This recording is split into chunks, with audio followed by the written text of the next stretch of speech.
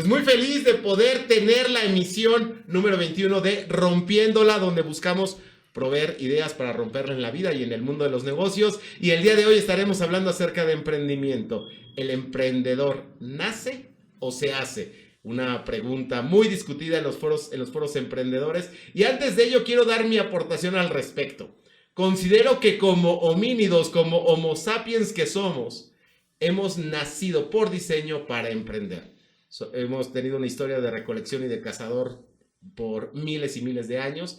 ¿Y qué es un emprendedor? Me remontaría a la célebre definición de Richard Cantillon, el francés por ahí del siglo XVIII, que decía que un emprendedor es aquel que sabe sortear la incertidumbre. Y entonces, partiendo de esa definición, pues el hombre cazador-recolector vivía en la incertidumbre, no tenía un lugar fijo, tenía que buscar continuamente su alimento con una movilidad y flexibilidad muy fuerte, con una capacidad de aprendizaje y de adaptación a las circunstancias, y así vivía. ¿Cuál fue el problema? Que llegó el asentamiento, la revolución agrícola, por ahí del 12.000 a.C., del 12.000 al 10.000, y entonces la gente empezó a controlar más las cosas, empezó a tener otro tipo de formas de ganarse la vida, y se les olvidó el cazador que llevábamos dentro. Vino la revolución industrial y lo mismo, poca gente se atrevía a la incertidumbre, y desde esa perspectiva, algunos cuantos sí se atrevían y entonces contrataban a un gran número de personas que les llamaron en algún momento artesanos, luego obreros y luego pues finalmente profesionales, ¿no? De tal manera que llegamos al siglo XXI en donde hay un boom y una necesidad y también han emergido muchísimos emprendimientos y está muy de moda y de repente pareciera que no es para todos y sí, yo creo que en este momento a muchos ya mataron el emprendedor que todos llevábamos de origen y que hay que rescatarlo, algunos hay que desempolvarlo y algunos parece que no nacieron con ello, pero que quizá con un poquito de guía podrían sacar al cazador de mamuts que yo digo que todos llevamos en el interior. Para hablar de este tema y poder profundizar en ello, doy la bienvenida a un amigo que me da mucho gusto reencontrarme el día de hoy, precisamente en el programa, a Daniel Santamarina. Daniel, un gusto tenerte en Rompiéndola. Hombre, encantado, mil gracias por la invitación. Qué gran pregunta, qué gran dilema, siempre es un dilema. Nos la vivimos preguntando ese tipo de cuestiones existenciales. Empezamos por qué será primero, el huevo o la gallina, ¿no? El emprendedor nace o se hace. Y me he encontrado puntos de vista distintos, pero creo que lo has dicho muy bien. Para mí es muy sencillo. El emprendedor obviamente aprende, ¿no? Aprende cómo hacerlo, pero el emprendedor para mí también nace. Evidentemente somos un ser humano que está dispuesto a salir siempre de la adversidad y encuentra la forma de hacerlo. Simplemente el camino es distinto. Y normalmente creo que nosotros vemos emprender como con el sentido de un negocio. Y evidentemente, pues, entiendo el por qué nos orientamos hacia allá, pero el emprender realmente es dar un paso a la incertidumbre, es arriesgarte, es justamente ir hacia lo incierto. Entonces, eso es importante siempre reconocer. El emprendedor no es simplemente también la persona que tiene un negocio que hace X o Y. Hay mucha gente que le está rompiendo de cierta forma, obviamente unos de una forma, otros de otra, pero el emprendedor nace, ¿por qué? Porque siempre tenemos una necesidad, siempre evaluamos algún problema y siempre está en nosotros decidir qué hacemos, damos un paso hacia adelante o nos quedamos donde estamos, ¿no? Que ese es justamente donde toda la gente pasa la vida, en esa disyuntiva, ¿no? Exactamente. ¿Avanzo, me quedo o busco algún lugar más seguro? Fíjate, dijiste algo interesante que quiero empezar rescatando algunas de sus palabras. Mencionaste hacerle frente a la adversidad. Todos los seres humanos tenemos que hacerle frente a la adversidad. ¿Será que la adversidad es necesaria para emprender? Pienso que en los escenarios más adversos de repente surgen grandes ideas y en la pandemia vimos un escenario económico adverso, pero una cantidad de emprendimientos surgiendo. ¿La adversidad será un ingrediente para emprender y la comodidad será como algo que inhibe al emprendedor que todos llevamos dentro? Sinceramente no creo. Yo creo que la adversidad es un elemento que empuja al emprendedor porque en el camino del emprendimiento existen muchos altibajos. Y uno necesita esa piel gruesa. Y la piel gruesa te lo puede dar la adversidad. Ok. Pero también te lo puede dar la comodidad y mucho te lo dirán. Digo, estamos en un mundo donde el 1% controla el 90% de la riqueza y al final de cuentas esa gente genera más y lo hace no por la adversidad, sino también porque puede, ¿no? Y están en esa parte de la comodidad. Pero la adversidad creo que ayuda agregando elementos que uno normalmente no ve o que no está dispuesto a ceder o que uno no está evaluando ya contra el riesgo, ¿no? Entonces creo que la adversidad es un elemento súper, súper importante y sí creo que nada más para ver el alcance de o la ambición con qué tanto de está el aspecto de la incertidumbre, porque nos podemos aventar a a un negocio, a una aventura un poco más palpable, sabiendo qué puedo esperar porque ya he visto esto de aquellos. Tal vez quiero abrir una franquicia y ya sé que a las franquicias X les va muy bien porque tal, y lo único que necesito es poner esto. Que parecería el emprendimiento más seguro, ¿no? Exactamente. Invierto mi dinero en algo ya probado. Exactamente, ¿no? Que digo, nada en la vida es seguro, evidentemente puedes armar una franquicia y te cierran la calle y adiós, ¿no? Ya no hubo nada. Pero está ese factor de incertidumbre un poquito menos, pues abierto, un poquito menos claro. Y está este otro factor, ¿no? Que de la incertidumbre súper clara que es cuando Eric Rice escribe su libro y dice qué es el emprendimiento, qué es una startup, le pone ese factor de incertidumbre. Para considerar una empresa, un negocio contra una startup, le pone ese factor de crecimiento adicional al tema de incertidumbre adicional al tema de alto crecimiento, ¿no? Entonces creo que es súper importante, evidentemente, la adversidad para empujarte, para dar ese paso que tú necesitas, pero al final requiere de una ambición, requiere también de las cualidades y el mundo donde tú estuviste cerca, dónde naciste, de dónde proviene tu familia, una cantidad bruta como de elementos que se van juntando para poder para que te van justamente alimentando de esas ideas para darte el sí, voy adelante o voy adelante con qué tanto voy adelante o qué tanto me detengo, ¿no? Ok, me encantó. La adversidad es un elemento que impulsa, mas no necesariamente tiene que existir. Puede haber emprendedores que salen desde la comodidad y hasta desde el hartazgo de la comodidad. La incertidumbre, esa sí es un elemento esencial en un emprendimiento, ¿no? O en una startup, ¿no? Tomando a Eric Rice como referencia que bien mencionas, ¿no? Es decir, en un ambiente de incertidumbre, ahí es donde nace el emprendedor y entonces es complicado porque la adversidad es una realidad difícil. La incertidumbre es no sabes lo que va a pasar en el futuro. ¿Sí? No sabes lo que va a pasar con tu esfuerzo, no sabes lo que va a pasar con tu dinero, no sabes si va a prosperar, si va a ser de rápido crecimiento, ojalá que sí y se convierta en una startup, pero no sabes si el proceso va a ser lento, si vas a cambiar o si vas a tener que cerrar. Y esa incertidumbre es la que a todos de repente nos puede llenar un poquito de miedo. Y es ahí donde, ¿qué elementos en el interior necesita tener? Y si no los tiene, necesita aprender alguien que anhela emprender.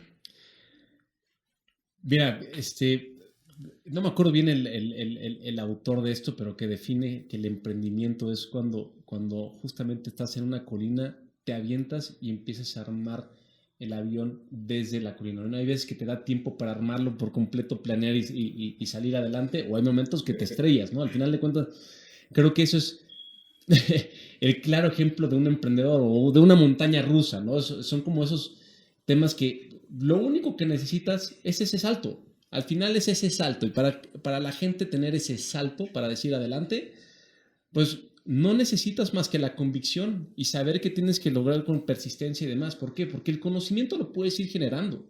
Okay. Sobre todo cuando eres un emprendedor que viene y que palpa, que entiende el problema, pues lo único que necesitas es, a ver, yo tengo la ventaja de que sé el problema porque ya lo viví, ¿no? Entonces lo único que tengo que hacer es diseñar la forma y encontrar la metodología. Evidentemente todo lo que uno puede ir aprendiendo, desde la parte teórica hasta la propia experiencia, contactos, tener un buen mentor, etcétera, son elementos que van agregando un factor o dándote vidas en este emprendimiento para que... O sea, te van permitiendo volver a subir a la colina y volver a arrojarte. Exactamente. ¿Por qué? Porque puede que un mentor te diga un camino que él puede dar, ¿no? O puede que un amigo o un conocido te enseñe un camino o otro modelo de negocio, etcétera, y se puedan empezar a abrir esos caminos y esas puertas, ¿no? Y uno cuando está, pues como un bulldog, ¿no? Justamente convencido de que la forma de que lo está haciendo es la correcta o que tiene que hacer eso, pues nada más tiene que salir adelante, tiene que salir a la calle, tiene que salir a vender. Sin eso, pues está adelante. Pero justamente Eric Rice habla de la metodología de construir, de medir y justamente poder iterar, ¿no? Habla de, a ver, primero tienes que construir y para construir, pues claro, no es lo mismo emprender, pues ahora sí que, perdón que lo diga, pero a lo tonto, ¿no? Sin un plan, sin una visión, sin entender el problema. Que eso puede malentenderse como emprender, ¿no? Ay, pues yo me aviento, no me da miedo la incertidumbre, Exacto. Vámonos, pero sin plan, sin estrategia y demás. Y dices, soy bien emprendedor, fracaso y me levanto. Pero no necesariamente tengo que vivir eso, ¿no? No, es mucho mejor irse con un plan. Primero, evidentemente, buscar ese problema. Está quien no busca un problema y que hace una empresa sin visualizar al usuario, sin visualizar lo que quiere el mercado, pensando que todo el mundo piensa como él. Entonces, al final, cuando tú sales al mercado, tú tienes que entender que ese problema lo tienen otras personas, que esas personas que tienen ese problema están dispuestos a pagar por eso. Por la solución a ese Exacto, problema. A ese problema, y que los elementos que tú estás entregando tienen una ventaja competitiva contra los otros elementos que hay en el mercado. Entonces, ya que tú tienes esas cosas, que simplemente esto es una cuestión de investigación tal vez, es una investigación que te permite ir mucho más preparado a la guerra y decir, oye, a ver, ¿qué precio está dispuesto a pagar la gente? Oye, yo 100, yo 50, yo 20. Ah, perfecto, pues dejémoslo en 50. ¿Qué te parece esto? ¿Qué te parece el otro? Todo eso es una cuestión de la construcción. Una construcción enfocada en el usuario. Y cuando tú te enfocas en el problema, y es decir, la solución que le está dando el usuario y que está dispuesto a pagarla, tienes mucho más probabilidad de éxito, porque lo estás dirigiendo justamente al mercado que lo puede comprar. No a ti reflejado en él, sino simplemente con lo que tú has aprendido, con lo que identificaste, sabes cuál es la problemática, vas a poner en bandeja de plata al usuario, oye, esto es lo que generé, oye, híjole, la verdad es que está mejor en este lugar y no estoy dispuesto a pagar para poder probar esto. Ah, perfecto, ¿qué te parece esta otra cosa? Ah, aquí sí. Entonces, ya que tienes esto, ya te puedes ir directamente a salir y empezar a medir qué está pasando, cuánto te está comprando, en qué lugar, en qué precio te están dispuestos, o sea, si están pagando sus cuates, si estás dispuesto a dar algún tipo de descuento, etcétera, etcétera. Y ya que tienes todo esto, tú puedes ir cambiando todos los elementos que vas a ir aprendiendo. Tienes que estar súper abierto a entender qué es lo que te está diciendo la gente para tú poder cambiarle, sintonizarle hasta que das con el clavo y sales adelante. Pero para todo esto, pues el único paso es darlo. Porque ya para dar ese paso y empezar a investigar y ponerle esa formalidad al hecho, ahí está donde hay otra polémica fuerte. Oye, ¿emprendo de una vez o emprendo desde que tengo un trabajo y estoy en la segura, ¿no? Que seguramente lo has escuchado también. Sí, muchísimo. No sueltes y empieza a generar algo con lo que tienes, ¿no? Exactamente.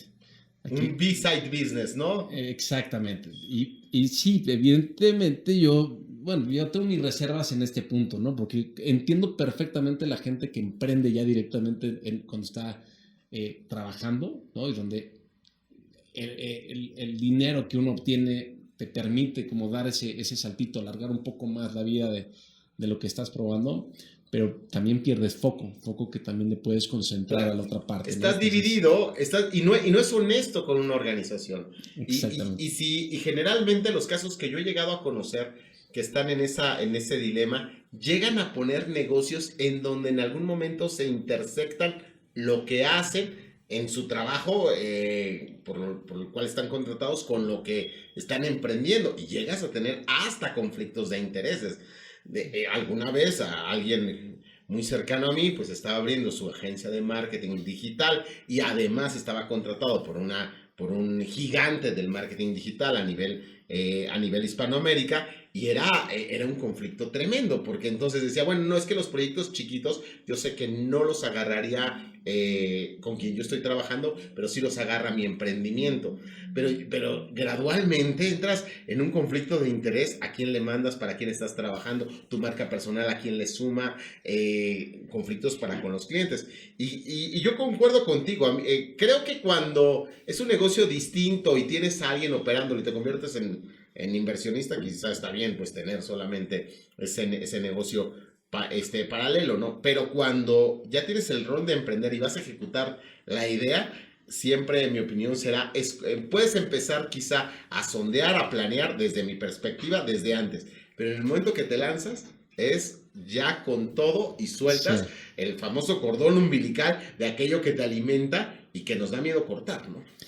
Totalmente. Entiendo la dinámica, el por qué uno lo hace, porque el factor de miedo es súper importante y es yo creo que el elemento más fuerte que impide que la gente emprenda o que haga que la gente fracasemos. El miedo es un factor, pero brutal. Yo creo que ¿Será el enemigo número uno a vencer? Es la enfermedad terminal que puede acabar con nosotros o que puede ayudar también a que podemos superar todo, ¿no? Entender que no debemos de tener ese miedo. Lo hizo Cranky en su campaña, ¿cómo se llama? El dulce este de tranquilízate, ¿no? Del sueño no pasa. Okay. No pasa nada cuando lo haces, ¿no? Y ese es justamente el miedo a fracasar. Y sí, ¿qué pasa, no? O sea, tienes los elementos de, oye, pues sí, se me acabó el dinero, ¿ahora qué hago? Nosotros como inversionistas, cuando vemos una inversión, nosotros necesitamos enfocar a que el emprendedor esté 100% en la empresa, por algo en específico. Si no estás dispuesto a invertir en ti, ¿por qué me pides que yo invierta en ti?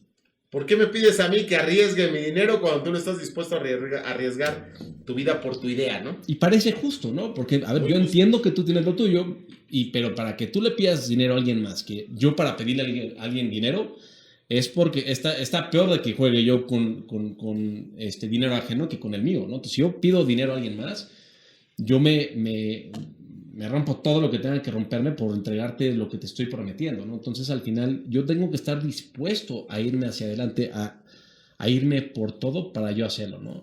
No se me hace justo la otra parte. Y es una apuesta proporcional. Finalmente, el emprendedor tiene que superar sus miedos y decir, estoy aquí apostándole con todo. Sí. En tu caso como inversionista, ¿qué prefieres? ¿Una idea de 10 y un emprendedor de 8? ¿O un emprendedor de 10 y una idea de 8? Muy temprano en mi carrera, yo pensaba que la idea valía más. Me he dado cuenta que no hay una mejor idea que la que se pone en marcha. Entonces, al final, quien pone en marcha la idea es el emprendedor. Entonces, yo soy 100 veces más al emprendedor y al equipo que a la idea. El emprendedor va a salir al mercado y el mercado, como te comentaba, le va a estar dando las señales si es el buen camino o si no es el buen camino. Y muchas veces iteran y cambian. Hoy justamente en nuestro portafolio me ha tocado ver casos espectaculares de emprendedores que en el 2020 estuvieron a punto de quebrar y lograron darle completamente la vuelta. ¿Por qué? Por tener la capacidad de escuchar, por tener la capacidad de darse un paso para atrás para reevaluar dónde está todo y poder encaminarse a un punto donde la rentabilidad o el mercado estaba dispuesto a comprar lo que ellos estaban ofreciendo de nuevo. Es más fácil moldear una idea que moldear a una persona. Totalmente. Tienes una idea y dices, a lo mejor no está óptima para el mercado y la voy perfeccionando en el camino con mi ADN emprendedor. Pero cuando tienes una gran idea, pero no tienes ese ADN, cuesta a lo mejor más trabajo meterle a la persona y es ahí en donde a veces sobrevaloramos las ideas cuando finalmente no son tan valiosas si no se ejecutan.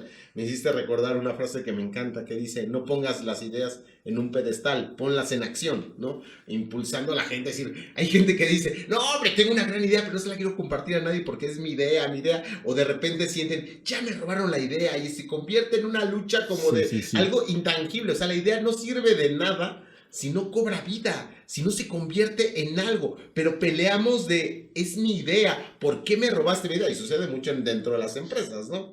No, totalmente, pensando que la idea es lo que tiene el mayor valor, ¿no? Y nosotros, hay un término que se conoce como Product Market Fit, ¿no? Que es justamente donde el producto se encuentra con el mercado y con el equipo. Cuando hay un Product Market Fit es cuando la empresa empieza a crecer brutalmente. Hay un estudio que justo le pregunta a los inversionistas, para ustedes, ¿qué es más importante? ¿El producto, el mercado o el equipo? Y es muy chistoso porque la gente sí opina de forma distinta. ¿Te refieres al equipo emprendedor? Al equipo del emprendedor. Ok, perfecto. Entonces muchos decían, a ver, yo el producto lo puedo cambiar. Si algo me falla, lo puedo cambiar. El equipo también se puede cambiar. Lo puedes moldear. Si no te funciona uno, lo pasas para otro y demás. Y el mercado es lo único que no hay. Simplemente si no hay mercado, no hay forma de que puedas generar un mercado. O si quieres generar un mercado, va a tardar años en generarse, ¿no? Entonces al principio me hizo dudar mucho esa parte en el tema del equipo, ¿no? Pero si encontraste un gran producto en un gran mercado y cambias al equipo, ¿dónde vas a encontrar esa convicción, esa perseverancia, esa resiliencia y eso que va a hacer que el emprendedor empuje? Yo creo que es un elemento muy complicado de cambiar, aunque han habido muchos casos donde el mismo emprendedor tiene que salir de la empresa. Digo, acaban de hacer series con WeWork, acaban de hacer series con Uber, donde ya llega un punto en donde sí el emprendedor no es indispensable, pero para que realmente algo despegue, nosotros nos fijamos mucho en ellos. Siempre quedamos sorprendidos. Es muy difícil en el corto plazo poder analizar cualitativamente bien al emprendedor, ¿no? ¿Qué tanto sabe escuchar? ¿Qué tanto está dispuesto a cambiar una idea o identificar otras variables? ¿Qué tanto quiere la ayuda? Porque es esencial cuando te casas con alguien o cuando te invierte, ¿no? Que es como un matrimonio. ¿Qué tanto está dispuesto a ceder o no de esto? Pero yo creo que poco a poco te vas dando cuenta de los tipos de emprendedores que hay, porque sí se puede ver como en sus diferentes perfiles. Sí, fíjate que creo que es vital eso que has estado haciendo como énfasis en la necesidad del emprendedor de estar dispuesto a escuchar, a moldear su idea, a ver las cosas de otra perspectiva, porque puede tener una idea brillante y puede tener un ADN de mucho empuje, de mucho atrevimiento, de mucha valentía, pero a lo mejor necio, que es el caso, no recuerdo el apellido de Adam, el de WeWork que mencionabas, ¿no? Que era visionario, loco, atrevido, sin miedo con su dinero y sin miedo con el dinero ajeno, ¿no? O sea, pero que empezó a funcionar y el negocio sigue aunque él ya no está, ¿no? Que tuvieron años y años y años de pérdida. No sé si ahorita es rentable o no, pero finalmente no estaba dispuesto a escuchar.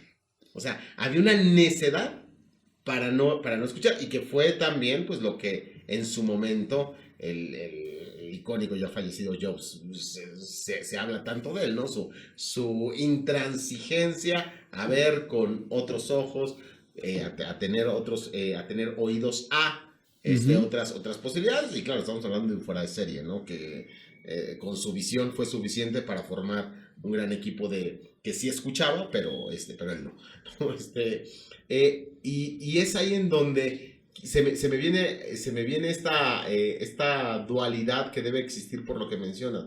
Una fuerza muy grande de ir hacia adelante, pero también una humildad para entender que no tengo todas las soluciones a todos los problemas y que mi idea no es perfecta, ¿no?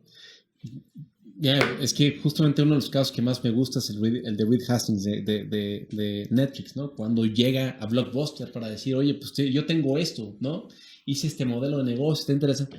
Y que se ríen en la cara, ¿no? Que se ríen en la cara de él. Y es un caso súper sonado porque no solamente las personas, sino las organizaciones dejan de escuchar. Wow, claro. se nublan también. Entonces, digo, la organización es el reflejo de las personas y por eso cuando uno genera una cultura, intenta hacer una cultura siempre abierta al cambio. Y está científicamente comprobado que los equipos que están cada vez más abiertos a escuchar, más abiertos a colaborar con todas estas cosas, pues terminan con más éxito, ¿no? El escuchar se vuelve un componente a veces hasta de vida o muerte. Hay un libro que me fascina, que es que está en mi top 2 de libros, que es el de Outliers de Malcolm Gladwell, que uno de los casos que pone en este tema es una de las aerolíneas coreanas que tenían una cultura muy jerárquica donde al final nadie podía decir nada al capitán.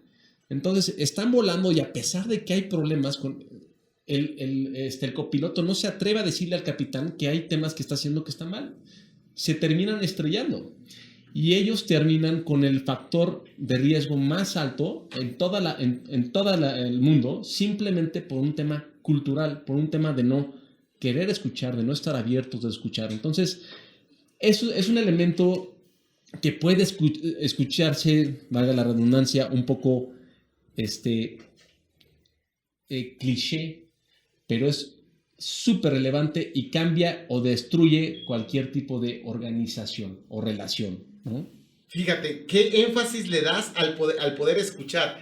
Y lo hablaste como también una amenaza para las organizaciones y el gran problema que tenemos las personas. Es decir, no hay intrapreneurs dentro de las organizaciones, también porque no queremos escuchar y porque no estamos abiertos a ver con otros ojos los modelos de negocio, caso que citabas, Blockbuster, Netflix, y cuánto necesitamos entonces acabar con la barrera para mí número 1 que existe para escuchar, que es la soberbia. O sea, no escuchamos porque somos soberbios, porque creemos tener la razón, creemos tener la verdad, creemos que nuestro juicio es correcto y no creemos que la persona de al lado nos puede nutrir o alimentar.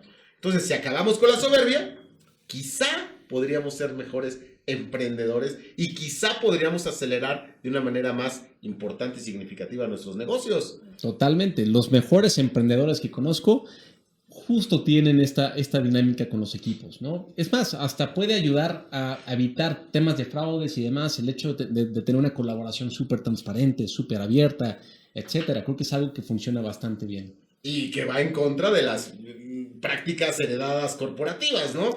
Transparencia es lo que menos se da, mucha gente lo pide, habla de ello, pero una cosa es lo que está en el discurso y otra cosa es la realidad. O sea, hoy los políticos traen en discurso equidad de género, igualdad, pero no es traen honestidad hasta en discurso, pero en realidad no es real. En discurso ya lo hemos adoptado como cliché, incluir, escuchar, transparencia, no hay muros, comunicación fluida, de red, no hay silos. O sea, eso es el discurso. Pero la realidad organizacional muchas veces no es eso, y lo vemos hasta en la tlapalería de la esquina. O sea, que hay una jerarquía y no escucha el maestro que lleva ahí dando brocas toda la vida. Dice, no escucha a la gente de a pie, ¿no? Pero, Dani, ¿por qué te metes al emprendimiento? Cuéntanos de ti, o sea, yo te conocí trabajando para una organización, pero siempre con esta gran inquietud, y me acuerdo escucharte decir, quiero buscar, quiero ver, quiero emprender. Emprendes, pero, o sea, te metes primero como emprendedor tú, pero además apoyando a otros emprendedores. ¿Por qué te encanta esto del emprendimiento? Mira, yo creo que el emprendimiento lo viví desde sexto de prepa. Yo estudiaba en la escuela y llegó un maestro que trabajaba con una organización que se llamaba Impulsa al Joven Emprendedor.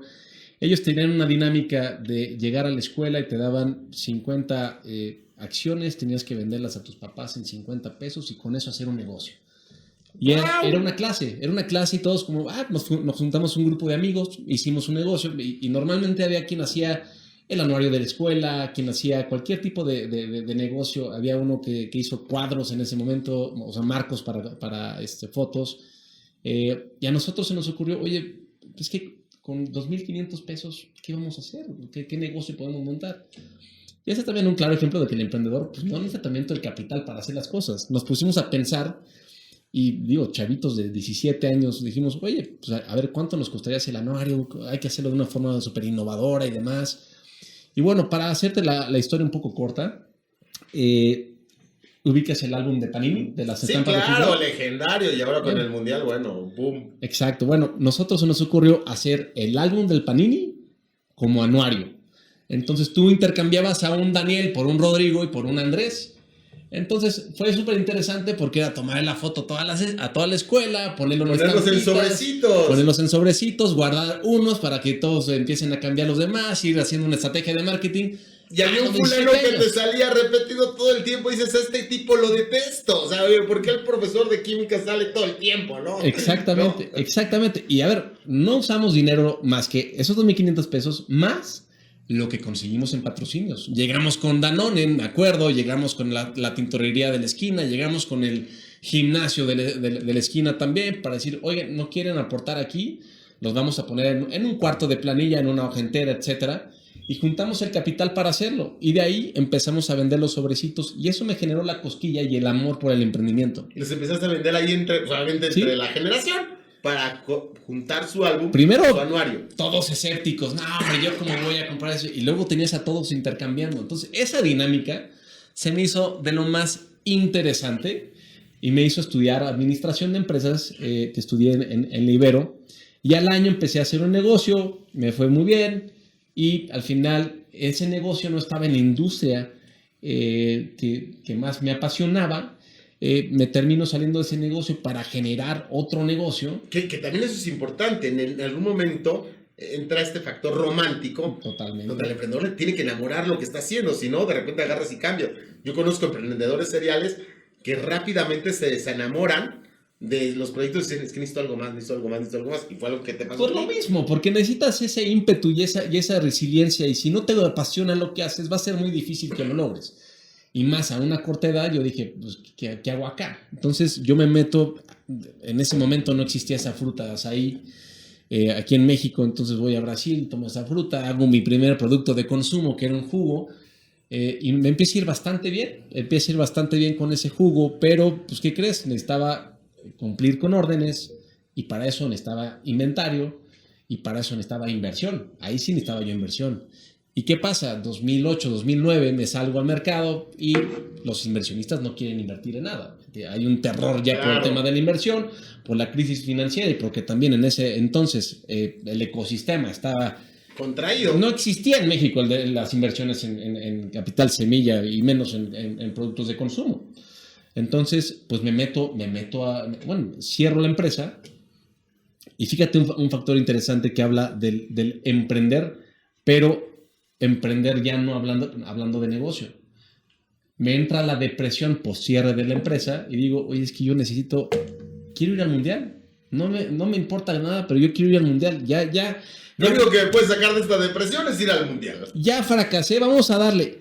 Me junto con un par de amigos, empezamos a tirarle a todos los sorteos que habían ahí y empiezo a comprar sorteos y a hacer.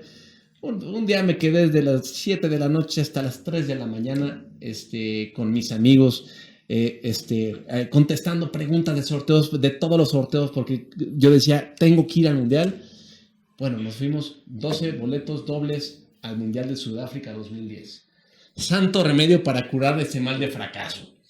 Ok, recomendación entonces, cuando fracases en tu emprendimiento, entra a sorteos y busca la manera de irte al mundial. Exacto, y ya al final, eso a mí lo que me dijo es como, a ver, cuando se quiere, se puede. Lo que sea. Claro, te dio este empuje de decir, si logré llegar a Sudáfrica sin los recursos y a través de estos concursos, sorteos y demás, pues, ¿qué no puedo hacer, no? Son elementos y la resiliencia es algo que al final se aprende o se empieza a identificar y te empieza a decir, no le tengas miedo al fracaso. Entonces, llega una época justamente en ese 2010, ya regresando, llega la época en la que yo tengo que empezarme a emplear. Ahí sí ya no tenía yo la fuerza para emprender, pero yo empiezo a emplearme en esta organización y ahí buscar empleo era horrible, porque en esa época yo llegaba con mi currículum y decía, oye, pues he hecho 2 empresas, me ha ido muy bien, he hecho tal, y todo el mundo te decía como, ¿emprendedor? ¿Qué es eso? No, tú no has aprendido. Tu currículum es emprendedor, no vale aquí. No vale. Todo el mundo decía eso. Había una versión a todo ese tipo de cosas. Y yo decía, oye, pero ¿cómo nadie valora el tema del emprendimiento? Nadie lo valoraba. Entonces, es un punto que empezaba a alimentar el miedo al fracaso, porque si es que aquí la gente dice, oye, yo hice mi negocio y fracasó, la gente no lo ve como, wow. Y yo tuve unos aprendizajes brutales de mis emprendimientos. Tuve o sea, me tocó ser súper ambicioso en un momento que no debía haber seguido. Entendí el poder de la venta puerta a puerta, porque aprendí a vender realmente, aprendí a quitarme el miedo de ir puerta a puerta, porque yo no era capaz de hacer eso. Wow. Oye, paréntesis, ¿un emprendedor tiene que ser a fuerzas un vendedor? Yo creo que ese es un factor que hay un libro que se llama Vendedores Perros, que te dice que todos somos vendedores, solamente que hay diferentes estilos. Está el vendedor agresivo, ¿no? Que es como el Rottweiler, o Sí. está el vendedor como el Golden Retriever, que te dice como es el que va por la relación, o está el Poodle, que es el que se viste todo bonito y quiere aparentar esa imagen. Entonces, hay diferentes tipos de vendedores para cada cosa, pero creo que si todos aprendimos desde a temprana edad qué hacer para pedir la leche, cómo ganarme a mis papás para ir a tal lugar, todos sabemos lo que se necesita para convencer a algo y demás, solamente es cuestión como de moverle, ¿no? Es Ok, entonces todos vendemos desde el inicio y entre mejor o más rápido perfeccionemos nuestras habilidades de venta, pues nos va a ayudar en el emprendimiento. Yo no sabía que podía vender y yo me consideraba a mí como un pésimo vendedor. Simplemente me di la tarea otra vez. Lo mismo, es dar el paso hacia adelante, que se quite ese miedo escénico de estar enfrente de la gente para decir, oye, Tocaste puertas y empezaste a promover. exactamente. Y ya, bueno, al final me meto a trabajar en esta organización. A los 3 años me empieza la cosquillita de Otra vez hacer soy otra un vez emprendedor. emprender. ¿Qué hago aquí y demás? Y estaba en esta zona de confort. Empiezo a ayudar en esta organización a crear nuevos modelos, nuevos negocios. Y en esa época también abrí un restaurantillo. Y dije, no, ya, o sea, yo quiero hacer algo mío. Y justamente cuando salgo de esta organización, salgo sin ningún plan. Pero yo dije, en 2009, cuando yo tenía esta intención y demás, el ecosistema estaba tirado. La gente no apostaba a los emprendedores y era algo que realmente odiaba. Como decía, ¿cómo podemos ser tan poco vistos o tan poco considerados cuando hemos tenido que lidiar con muchísimas más cosas que cualquier persona en un corporativo que nunca ha dado un salto en hacer algo, ¿no? Claro. Entonces yo decía, no O puede que ser. arriesga el dinero de la empresa, no el propio, ¿no? Exactamente. Y así hay muchísima gente. Y lo peor es que hay muy poca gente que está dispuesta a invertir en ellos. Entonces justo empató, yo creo que fue el tema, ahí sí, un factor externo que podría llamarse suerte, que regresa a mi socio de estudiar su MBA. Él banquero de inversión, estaba mucho más en la parte financiera y demás. Dijimos, oye, pues hagamos un fondo. Y hablamos de hacer un fondo para apoyar a este tipo de latinos que se queda sin representación para poder levantar tickets. Y de esa forma fuimos creando Dux Capital, que es una firma de inversión donde nos enfocamos en invertir en la etapa temprana de los emprendedores. Y nos guiamos simplemente para nosotros, ¿qué tiene que tener un emprendedor para nosotros considerarlo? Primero tiene que ser latino, porque para nosotros ese problema es suficientemente grande para poder realmente ser rentable, para poder encontrar algo súper interesante para nuestros inversionistas, ¿no? Como funciona mi negocio es que yo me volteo con algunas familias, con algunos corporativos que están dispuestos a ver en los emprendedores una forma de innovar, una forma de estar abiertos a encontrar diferentes modelos de negocio, diferentes modelos de distribución, etcétera, etcétera. Yo los acerco con los emprendedores también, entonces ellos se nutren, ellos me aportan capital para yo invertir en ellos y yo apoyo a los emprendedores a crecer. Ok, ¿llevas cuánto tiempo ya con Dux Capital? Este es nuestro 8º año. El primer fondo que levantamos fue un fondo de $7 millones. Ese fondo lo invertimos en 17 empresas, con un poco de todo. Sobre todo yo que el 80% nos fuimos a empresas de tecnología. Y de tecnología porque al final la innovación es un aspecto importante y es un aspecto que en el latino hay una oportunidad brutal, ¿no? Y de crecimiento acelerado, ¿no? Brutal, exactamente. Y ese crecimiento acelerado es lo que puede generar mejores retornos para nuestros propios inversionistas. Entonces, nos orientamos a ello y, pues bueno, hemos caminado en estos últimos 8 años, México, Latinoamérica y el mundo en general en cuestión de los latinos ha crecido brutalmente. La oportunidad está mejor que nunca. Ya ahorita ves a los bancos tuvieron que adaptarse a los modelos fintech, a hacer mucho más, a entender más al usuario, que antes les valía gorro completamente qué quiere el usuario. Yo te doy esto, te cobro esta tasa de interés y hazle como quieras. Yo soy lo que hay en el mercado.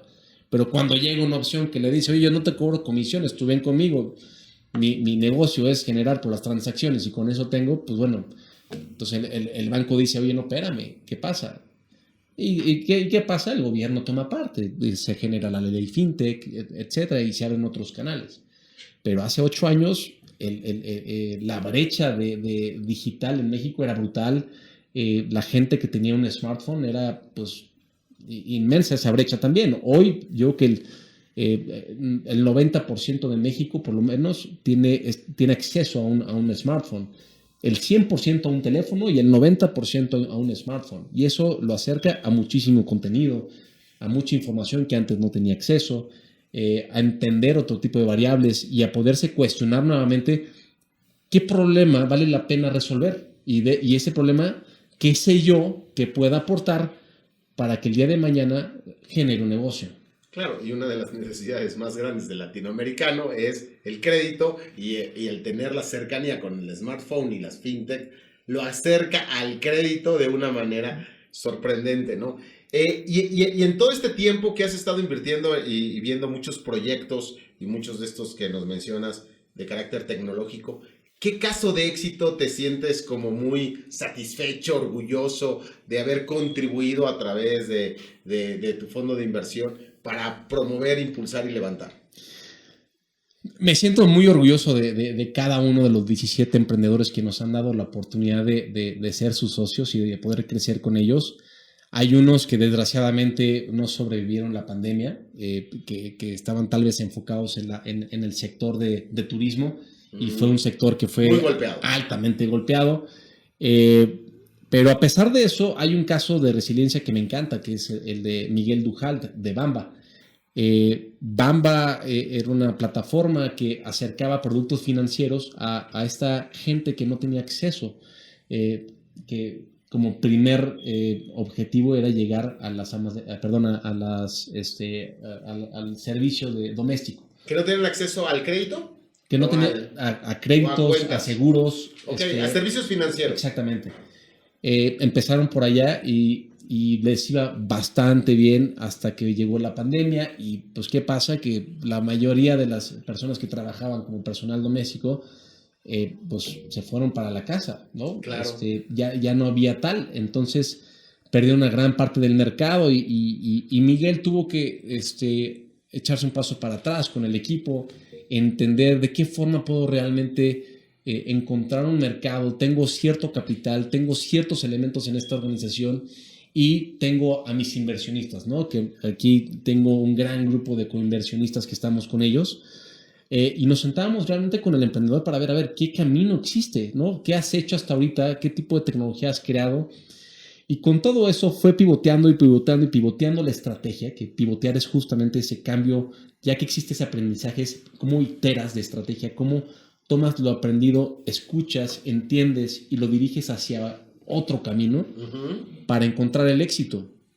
Y bueno, Bamba, para hacerte un poco la historia más corta, acaba de cerrar una transacción de $3.5 millones hace muy poco, que la convierte... ¿Sigue en el mismo sector? Está en el sector fintech, en insurtech, pero lo que crearon ellos ya es una plataforma que se adhiere a los corporativos, a los bancos y a todos. Es una, digamos que es como una API que permite a estos bancos y a estas entidades poder distribuir productos financieros y de seguro de forma masiva.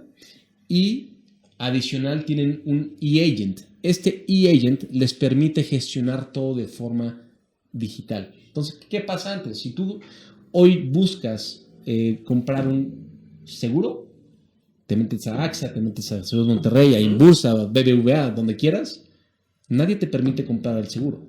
Todos te dicen, a ver, cotiza tu seguro aquí. Metes tu información, de repente un broker te llama, te empieza a decir información, etcétera, etcétera. Tal vez te vas a tardar una semana, 2 semanas, etcétera, ¿no? En hacer esto. Entonces, el chiste es darles las herramientas para que estos grandes monstruos que no tienen la capacidad para moverse tan rápido o a nivel tecnológico, ellos son este brazo flexible y demás. Y es esta adaptación que dices, ¿no? Esta movilidad, este pivoteo que tuvieron durante la pandemia. Y entonces nos estabas contando que acaban de recaudar. Acaban de levantar $3.5 millones de inversión para poderse expandir y para poder enfocarse mucho más en todas las labores de inteligencia artificial que cuenta la herramienta.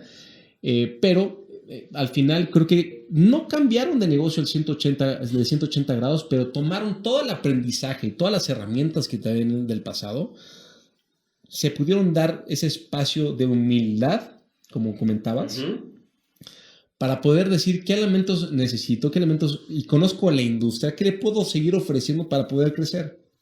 Y al final los logros son brutales. O sea, al final te puedo decir que de 10,000 usuarios en un momento crecieron a 7 millones de un año para otro, simplemente por esto, ¿no? Y se va a convertir en la plataforma número 1 de InsurTech, que apoya a todo negocio, a toda compañía grande o a todo banco, a poder manejar los seguros de una forma mucho más hábil, ¿no? Ahorita hay lugares donde tú compras un boleto de viaje que ya te viene incluido el seguro de equipaje o lo que sea.